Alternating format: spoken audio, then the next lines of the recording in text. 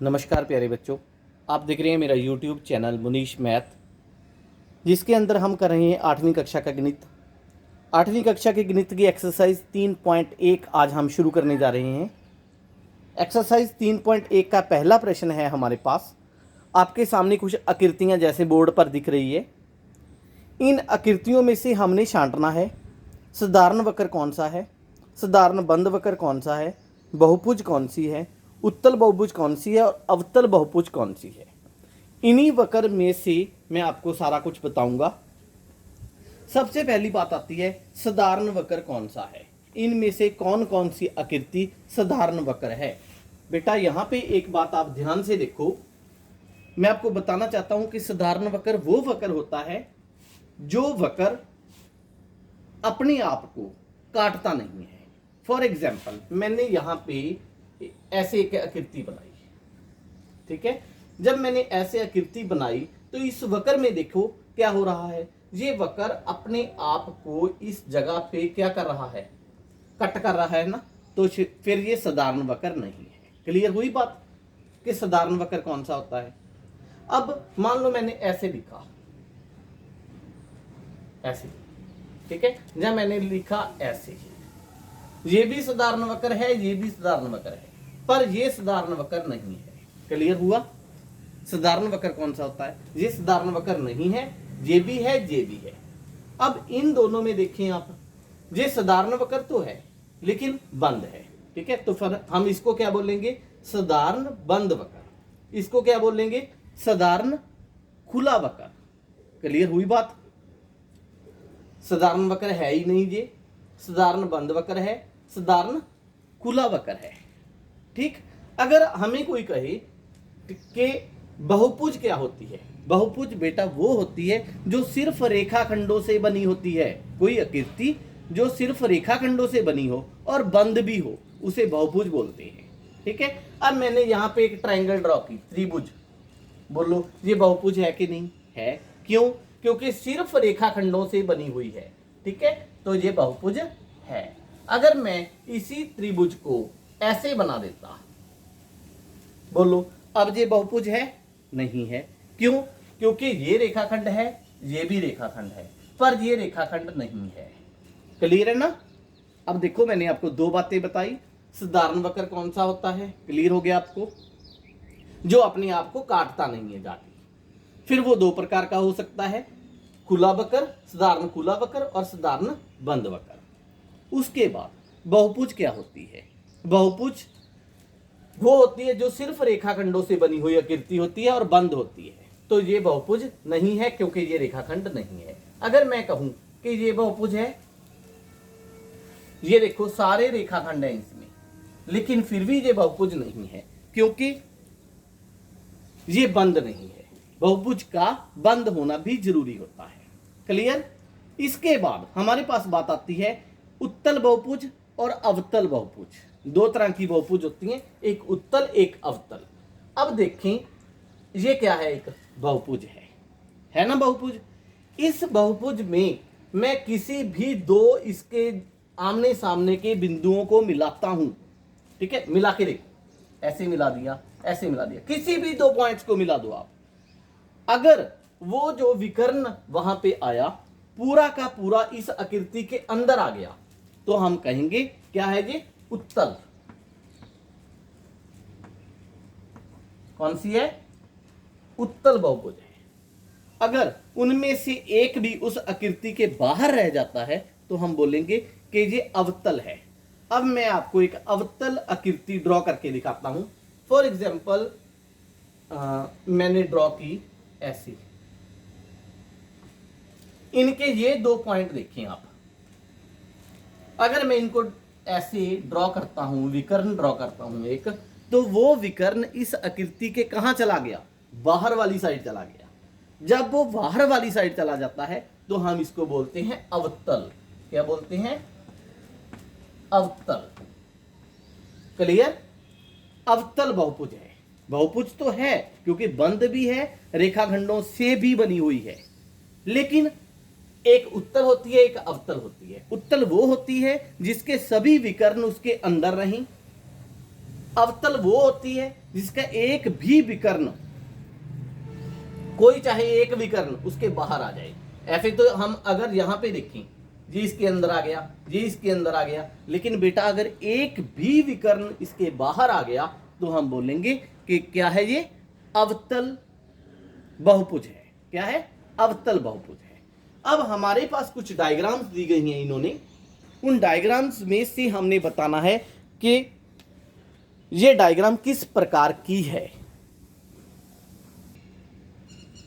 सबसे पहले मैं बात करता हूं पहली डायग्राम की, इस डायग्राम के बारे में। ठीक है, ये डायग्राम बोलो कौन सी है।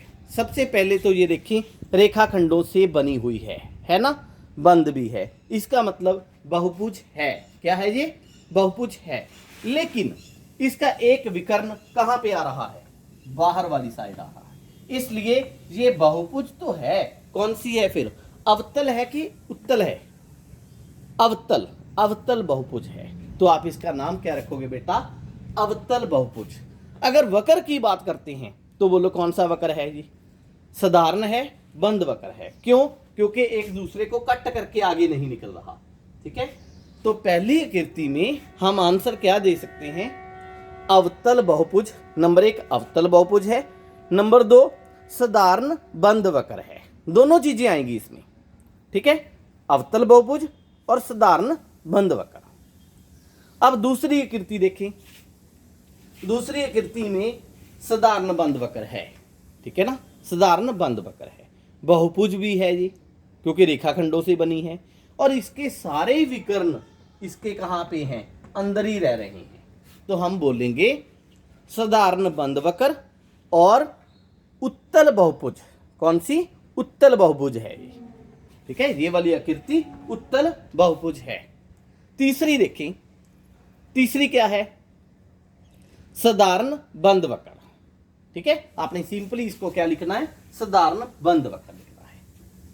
ठीक, चौथी देखिए आप, चौथी जो आकृति है, चौथी आकृति में ये आकृति अपने आप को कई जगह पे काट रही है, काट रही है ना, तो इसको क्या बोलेंगे हम?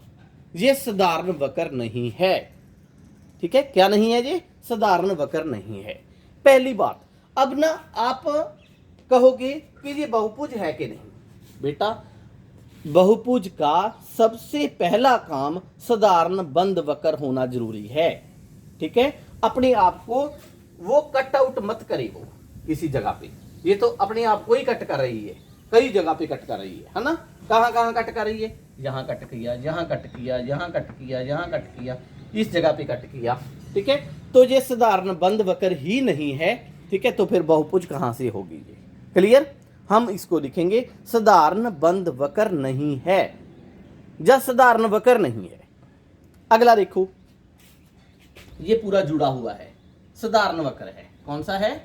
साधारण वक्र, और बंद भी है।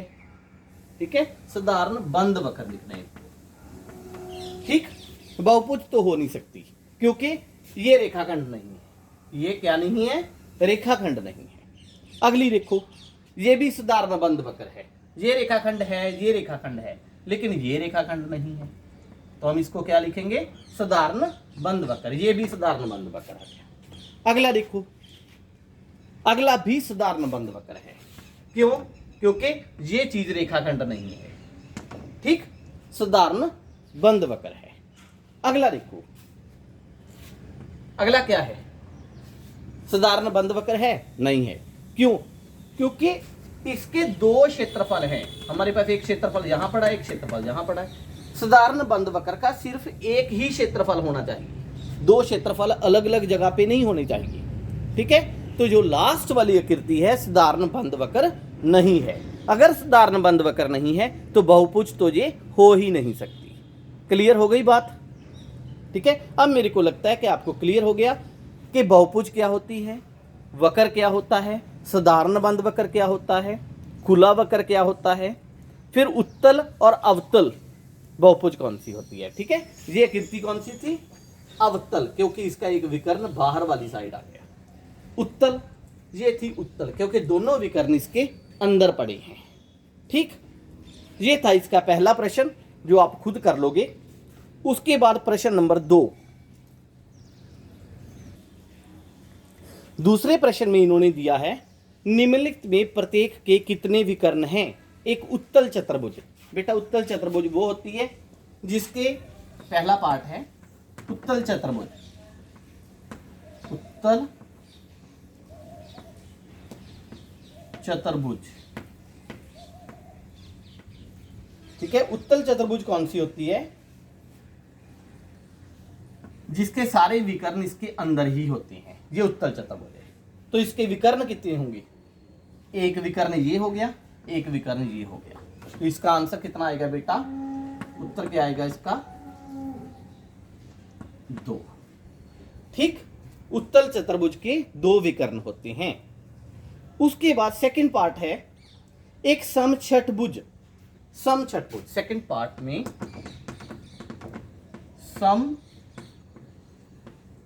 समछठभुज। समछठभुज कौन सी होती है?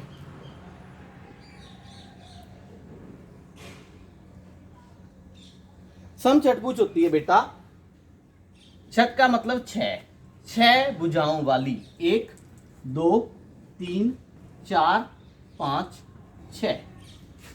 यहां पे मैंने इसको ड्रॉ तो किया लेकिन समछठभुज नहीं बनी, क्योंकि समछठभुज के अंदर सभी भुजाओं की जो लंबाई है वो क्या होगी बेटा? समान होगी।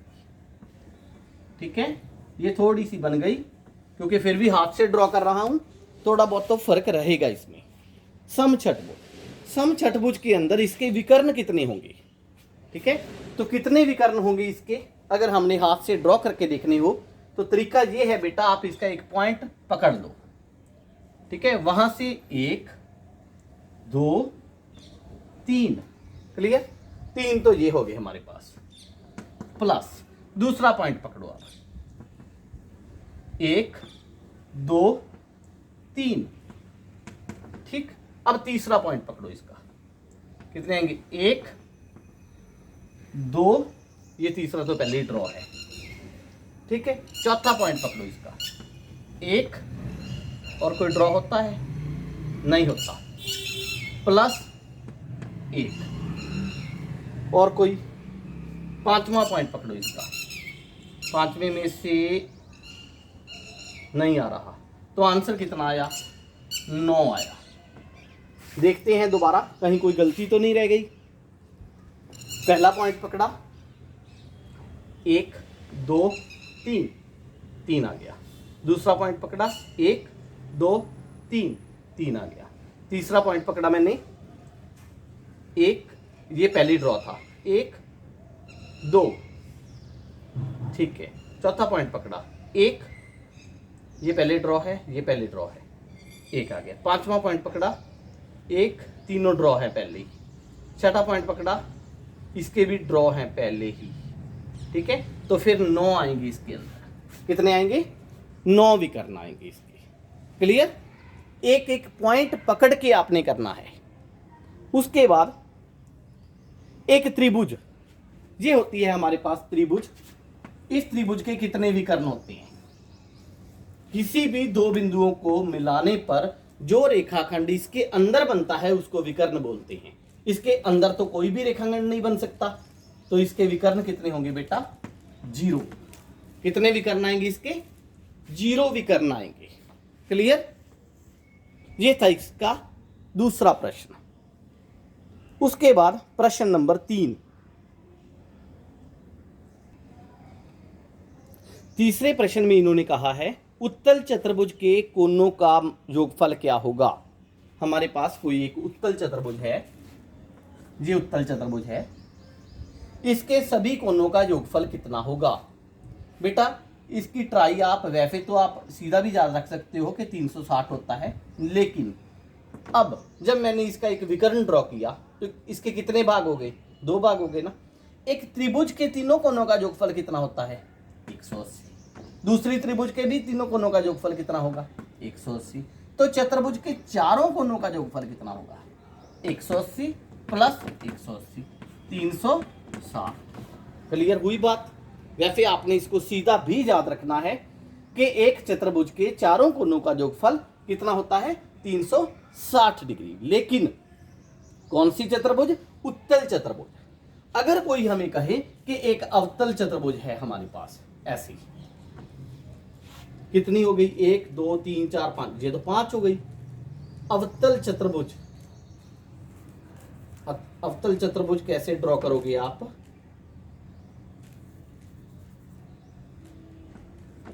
ये त्रिभुज बन गई ना, तो त्रिभुज के अंदर ऐसे कर, देखो 4 बन गई ना, 1 2 3 4। अब अवतल चतुर्भुज है जी, ठीक है, कौन सी है जी? अवतल चतुर्भुज। ये अवतल चतुर्भुज क्यों हुई? क्योंकि इसका एक विकर्ण क्या आएगा? बाहर वाली साइड आ जाएगा, है ना। तो अवतल चतुर्भुज के चारों कोनों का योगफल, वैसे तो पहली बात यहां पे कौन कौन कौन से बने? 1 2 3 4। इसके चारों कोनों का योगफल बेटा 360 नहीं होगा। समझ लगी बात? इसके चारों कोनों का योगफल कितना भी हो सकता है, कोई फिक्स नहीं होता। इसलिए एक उत्तल चतुर्भुज के चारों कोनों का योगफल कितना होता है? 360 डिग्री। लेकिन आपने लिखना है अपनी कॉपी पर कि एक अवतल चतुर्भुज के चारों कोनों का योगफल 360 डिग्री नहीं होता। बस ये लिख देना है आपने, क्योंकि आप इसको फिक्स नहीं लिख सकते कि इतना ही होता है। क्लियर हुई बात? उसके बाद प्रश्न नंबर 4, चौथे प्रश्न में बेटा इन्होंने कहा है, सबसे पहले तो आपको ऊपर ना एक तालिका बनाई हुई है। तालिका में समझाया गया है कि अगर हमारे पास, प्रश्न को हम बाद में करते हैं, पहले मैं आपको तालिका के बारे में ही समझाता हूं। अगर हमारे पास एक त्रिभुज है तो त्रिभुज के तीनों कोनों का योगफल कितना होता है? सबको मालूम है 180 डिग्री, है ना, यही होता है ना। तो कहते हैं 180 डिग्री आया कहां से? ठीक है, ये देखते हैं हम। 180 डिग्री बेटा ऐसे आता है, जितनी भी भुजाएं हो किसी बहुभुज के अंदर, कितनी भुजाएं हैं? 3, उसमें फिर 2 माइनस कर दो। कितनी माइनस कर दो? 2। और उसको 180 के साथ गुना कर दो। अब देखो फिर 3 में से 2 गए, 1 गुना 180, तो कितना आंसर आया? 180 डिग्री। क्लियर हुई? मीन्स ये हमारे पास एक फॉर्मूला है, इसको समझाने की कोशिश कर रहा हूं। दूसरा देखो, आपको एक चतुर्भुज दे रखी है। क्या दे रखी है? एक चतुर्भुज। चतुर्भुज है 4 भुजाओं वाली कोई भी अतिरिक्त। इसके सभी कोनों का योगफल कितना होगा? मैंने आपको अभी फॉर्मूला बताया कि जितनी भुजाएं हों, इसकी कितनी भुजाएं हैं? 4, उसमें से कितना माइनस कर दो? 2 माइनस कर दो, और उसको गुना किसके साथ कर दो? 180 के साथ। अब देखो 4 में से 2 गए, 2 गुना 180, कितना आ गया? 360। मतलब ये चीज हमें बताती है कि उसके अंदर कितनी त्रिभुज बनेंगी। कितनी त्रिभुज बनती है इसके अंदर? 2। ठीक है, 2 को 180 के साथ गुना कर दो, क्योंकि एक त्रिभुज का जो योगफल होता है कोनों को वो 180 डिग्री होता है, तो 360 आ गया। क्लियर हुई बात? इसी तरह अब हमारे पास 5 भुज हो, कौन सी हो? 5 भुज। तो 5 भुज के लिए बेटा आप क्या करोगे? 5 में से 2 निकालोगे, फिर 180 से गुना कर दो। 5 में से 2 गए, 3 गुना 180, तो 3 गुना 180, 18 तिया 54, तो 540 डिग्री। ये आंसर आ जाएगा। क्लियर हुआ? दोबारा बताता हूं एक बार। त्रिभुज के तीनों कोनों का योगफल, ठीक है, त्रिभुज की कितनी भुजाएं हैं? 3 है। 3 में से 2 गए, 1 गुना 180, 180 डिग्री। चतुर्भुज के चारों कोनों का योगफल, 4 भुजाओं में से 2 निकाल दो, 2 आ गया, गुना 180, 18 दूनी 36, 360 डिग्री। 5 भुज के 5 में से 2 निकालो, 3 गुना में 180, 18 तिया 54, 540 डिग्री। छठ भुज हो तो 6 में से 2 निकालो, कितना आया? 4 गुना 180, तो 4 गुना 180, 18 चौका 72, 720 डिग्री। ये तालिका इन्होंने आपको समझाई हुई है कि किसी भी बहुभुज के अगर हमने कोनों का माप देखना है कि उसके आंतरिक कोनों का योगफल कितना होगा, तो आप कैसे ज्ञात कर सकते हो? उसकी जितनी भुजाएं हैं उसमें से 2 निकाल दो। कितना निकाल दो? 2, और 180 से गुना कर दो। क्लियर हुई बात?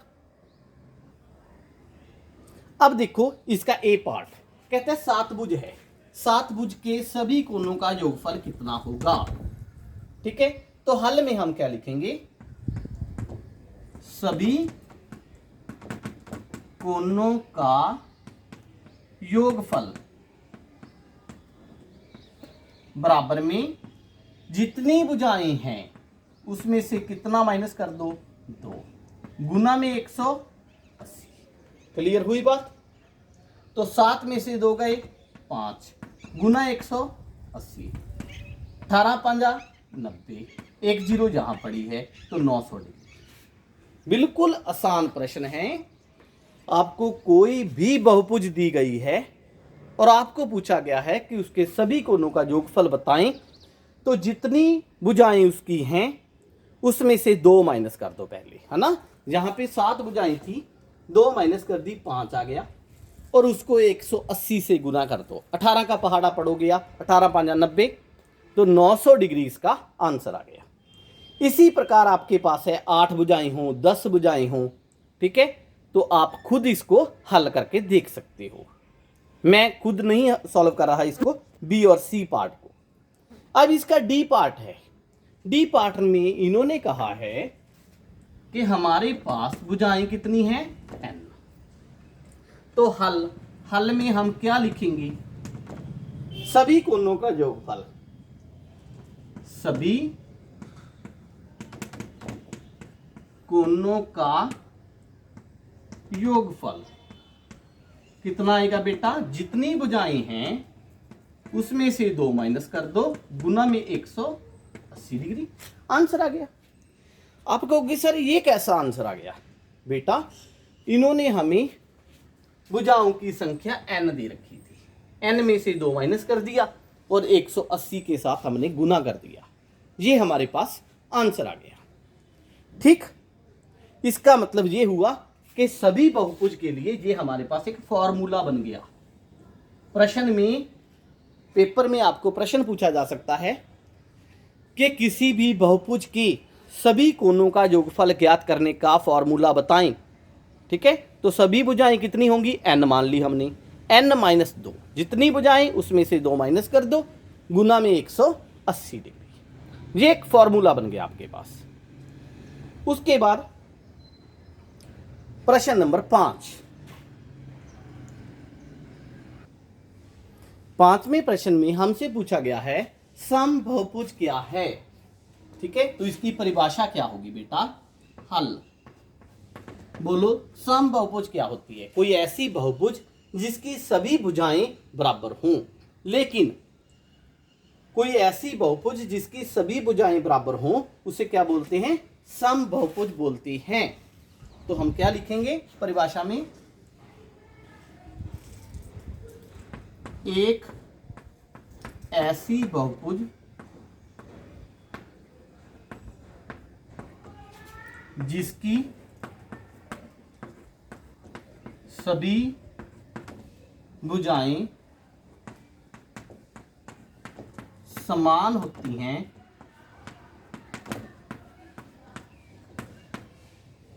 उसे समबहुभुज कहते हैं।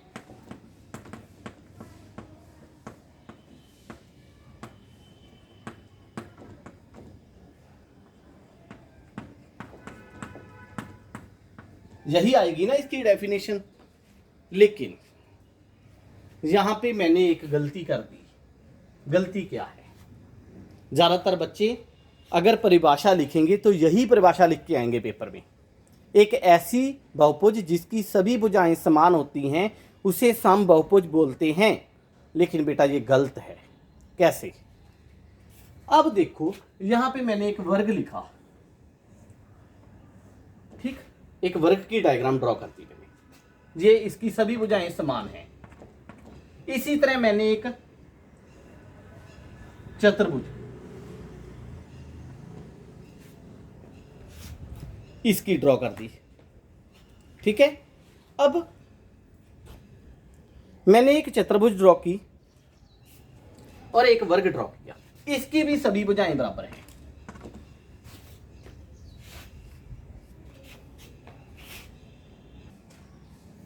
यहां पे देखिए आप, वर्ग की भी सभी भुजाएं बराबर हैं और समचतुर्भुज की भी सभी भुजाएं बराबर हैं, लेकिन ये समबाहुभुज है, ये समबाहुभुज नहीं है। क्यों? इसके सभी कोण भी बराबर हैं। देखो कितने कितने के हैं, 90-90 के। ठीक, लेकिन इसके सभी कोण बराबर नहीं होते बेटा, आमने सामने के बराबर होते हैं। ठीक है, तो ये समबाहुभुज नहीं है, ये समबाहुभुज है। तो हमने अपनी परिभाषा में क्या गलती कर दी? हमने गलती की, एक ऐसी, यहां पे ऐसी लिखो, ऐसी बहुभुज जिसकी सभी भुजाएं, ठीक है, यहां पे एक वर्ड और लिखेंगे हम, क्या लिखेंगे? और सभी कोण समान होते हैं। ठीक है, होती की जगह पे होते हैं, उसे समबाहुभुज कहते हैं। अब क्लियर बात हुई? इस बात को ज्यादातर बच्चे छोड़ जाते हैं, इसीलिए पहली बार मैंने छोड़ा था। समबाहुभुज क्या होती है? एक ऐसी बहुभुज जिसकी सभी भुजाएं और सभी कोण समान होते हैं, उसे समबाहुभुज का नाम दिया जाता है। क्लियर हो गई डेफिनेशन? उसके बाद है हमारे पास, कहता है समबाहुभुज का नाम बताएं जिसमें 3 भुजाएं हों, जिसकी तीनों भुजाएं समान हों, उस बहुभुज का नाम क्या होगा? बेटा, एक त्रिभुज जिसकी तीनों भुजाएं समान हों, क्या बोलेंगे हम उसको? सम। ठीक है, समबाहु त्रिभुज। क्या बोलते हैं उसको? त्रिभुज को समबाहु त्रिभुज। फिर है 4 भुजाओं वाली जिसकी सभी भुजाएं सभी कोण बराबर हों। ठीक है, 4 भुजाओं वाली, तो मैंने यहां पे पहले ही ड्रॉ कर रखी है, उसको क्या बोलते हैं? वर्ग बोलते हैं। 4 भुजाएं, सभी भुजाएं बराबर, सभी कोण बराबर, तो वो वर्ग होती है। समचतुर्भुज इस श्रेणी में नहीं आती है क्योंकि उसके कोण समान नहीं होते। उसके बाद 6 भुजाएं हों, 6 भुजाओं वाली को हम बोलते हैं समछठभुज। क्लियर? बस एक सम शब्द है जो उसके आगे लग जाता है। ठीक, 5 भुजाओं वाली को क्या बोलेंगे? सम पांचभुज। ठीक, लेकिन चतुर्भुज वाली जो है, अगर 4 भुजाएं हो तो इसको सम चतुर्भुज नहीं बोलते, इसको बोलते हैं वर्ग। क्या बोलते हैं? वर्ग। और त्रिभुज वाली को बोलते हैं, क्या बोलते हैं? समबाहु त्रिभुज। ठीक, ये था हमारा 5वां प्रश्न। छठे प्रश्न को हम अपनी अगली, छठे और 7वें प्रश्न को अगली वीडियो के अंदर कवर करेंगे। आज के लिए इतना ही। अगर मेरी वीडियो आपको अच्छी लगी तो प्लीज़ मेरे चैनल को सब्सक्राइब करें और मेरी वीडियोज़ को अपने फ्रेंड्स के साथ शेयर करें। Thank you.